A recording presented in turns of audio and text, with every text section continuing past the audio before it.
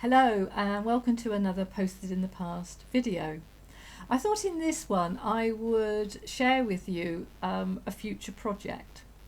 My first book, Posted in the Past, was published a couple of years ago, and second delivery has just been published. The third book in the series is in progress. I have all the postcards for that and I am researching them now. But I've decided to look a little bit further ahead today and tell you about a future project, which will be a collection of postcards that link to the postal service. So that will be postal workers, post boxes and post offices. Now, some of the larger post offices, which were purpose-built in larger towns and cities, are still there, perhaps, or they may have closed and been repurposed. But in the smaller communities, you have the sub-postmasters or mistresses who lived and worked in the same building, a small house or a cottage. And so I've been looking for postcards that show all of these different aspects. And so far I have them from Australia, Canada, America, and of course from the UK. So I thought I'd share with you a couple of the American postcards, which I think are going to be great fun to actually research. So this first one is of a post office in Colorado, and the caption, which you may not be able to read, says that it's actually the highest post office in the world. Now, I haven't verified that claim yet. All I know at the moment is that I can find the recipient in some American records. And this other postcard is, I think, quite fun. It's a postcard of a post office in Vermont, which looks remarkably like a shed. So that'll be another one that will be great fun to look at. The actual message has been typed, and I've got no excuses for not being able to transcribe this one. But the message was quite detailed, and it's actually sent by an author to a friend.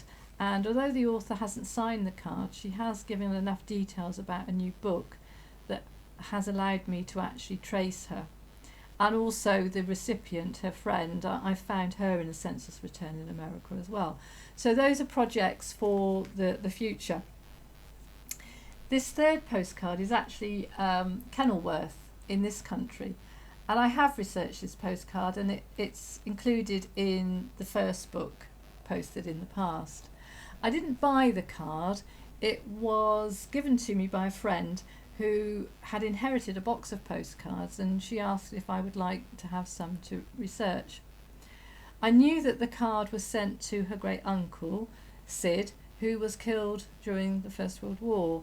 But that's all I knew about the family, and I began the research as I would for any postcard. And so I'm using the resources that any family historian will have access to: census returns, marriage registers, various certificates. These will be familiar to you if you've watched Who Do You Think You Are or A House Through Time. So I did Sid's family tree, or I started it, and discovered that he was actually Sydney. And this is interesting with the postcards, I think, because you get to see how people addressed each other. And although Sydney was officially Sydney, his friends and family, it seems, called him Sid. And this is something that actually happens in my own family. My father was always known to everyone as John, but his official name was Arthur. And he was always known by everyone, including his parents, by his middle name. And if you look at family trees, you will see the details that have come from the certificates, from the black and white resources. And, you know, for my own family, my father was always known as John. And it's important, actually, that he is on the family tree as Arthur, because if he's not, then the research actually falls down. And keep a note on the tree of how people were addressed, but always use the correct name on the tree from the records that you find. So back to Sid, I found that he worked in a factory in Walsall making leather goods, and his sister, who sent the postcard to him, also worked in a factory making leather goods. They had a brother who was a foreman, and you can guess where he worked. Of course, we don't know whether they all worked in the same factory. It's likely that they did, but in this area there were several factories making leather goods, so you can't say for sure that that was definitely the case. There is no evidence in the records that would say either way. So I was able to pass on my research to my friend, and this actually I think sort of made them look at the box of postcards in a different way, and they even actually went on to continue the research into their family. And I thought that was lovely, because the box of postcards, it's a box of tatty ephemera really, but of course you could also view them as priceless heirlooms, which is something that I do. I have family postcards. I have a postcard that my father sent when he was a young lad, and to me that's priceless. So the postcards that my friend had, she has now used them actually to help her research. And of course the messages on the cards and who sent them, sometimes you can then plot them onto the family tree, because it's obvious from the messages sometimes that they are from family members. Because one of the interesting aspects of this card, which is of the post office and shop in this part of Kenilworth, is that there are people standing outside the shop.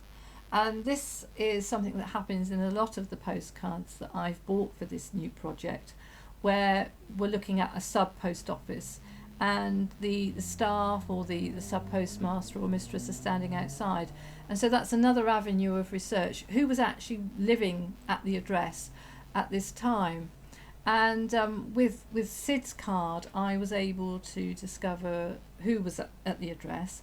And there were two sisters. One was registered as the sub postmistress, and they lived there with their mother.